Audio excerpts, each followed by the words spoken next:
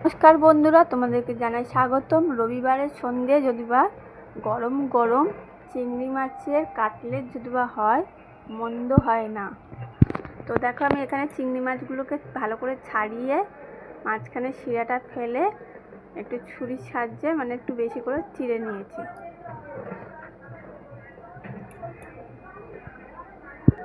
তারপর মিক্সার জারে আমি কাঁচা লঙ্কা, একটু আদা আর রসুন নিয়ে নিয়েছি, নিয়ে পেস্ট করে নেব।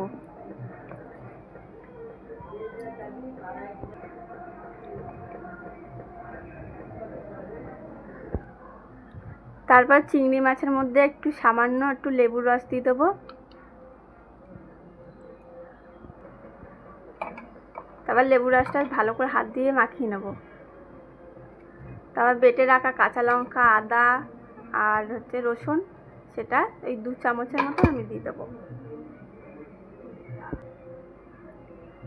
তারপর পরিমাণ মতো লবণ দিয়ে দিলাম, ওই 1/2 চামচের মতন দিয়ে ভালো করে মাখিয়ে নিলাম। আর আমার বাড়িতে রুই মাছের 2টো পেটি ছিল, সেটাও আমি তার সাথে ম্যারিনেট করে নিয়েছি।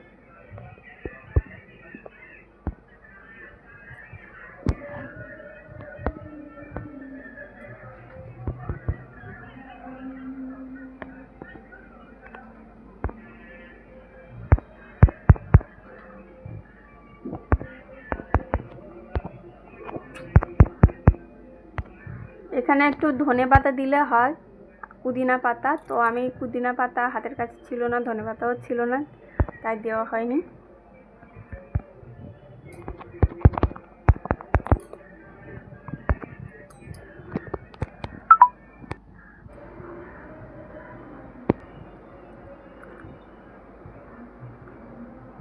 তারপরে একটা বাটিতে ডিম ফাটিয়ে নিয়েছি, ডিম নিয়ে নিয়েছি।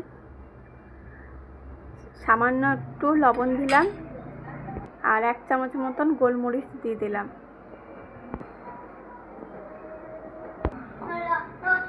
আর এখানে ব্রেড ক্রাম্ব নিয়ে নিয়েছি, আর এখানে দেখো ময়দা নিয়ে নিয়েছি।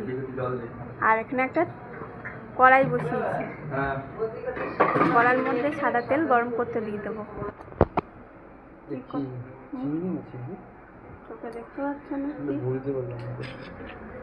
আগে ময়দার মধ্যে কোট করতে হবে, তারপরে ডিমে চোবাতে হবে, তারপরে ব্রেড ক্রাম্বের ওপরে দিয়ে করতে হবে। ব্রেড ক্রাম্বে দিয়ে চেপে চেপে হাত দিয়ে করে নিতে হবে।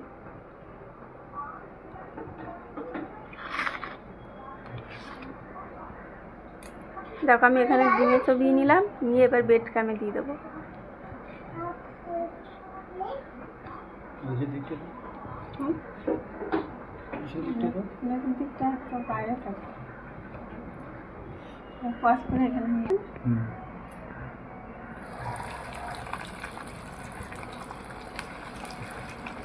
তারপর তেল গরম হয়ে গেছে, তেলের মধ্যে আমি এক এক ছেড়ে দেবো চিংড়ি মাছগুলোকে।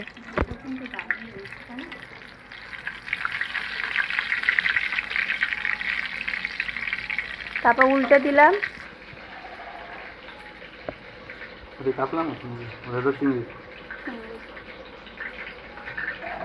একে একে সবগুলো ভেজে নেব।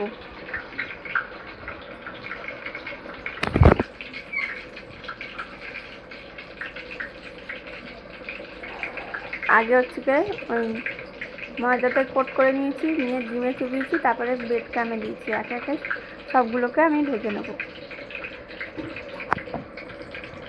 বাড়ি চলে গেছে মতন।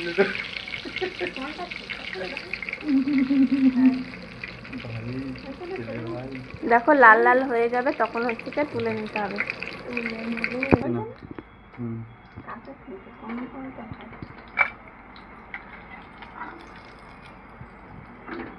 তো এখানে দেখো আমার ভাজা হয়ে গেছে, তুলে নিচ্ছি প্লেটে। একটু এগিয়ে ফোনটা ধরো, আমাকে দেখাতে না, ওই কড়াই দেখাও। জোরে না,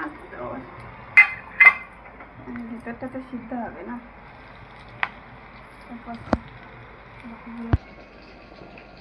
এক এক করে সব ভেজে নেব। তো দেখো এখানে ভাজা হয়ে গেছে।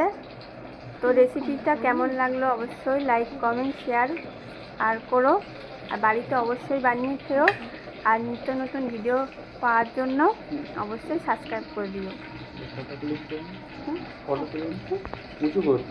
আর আমি এখানে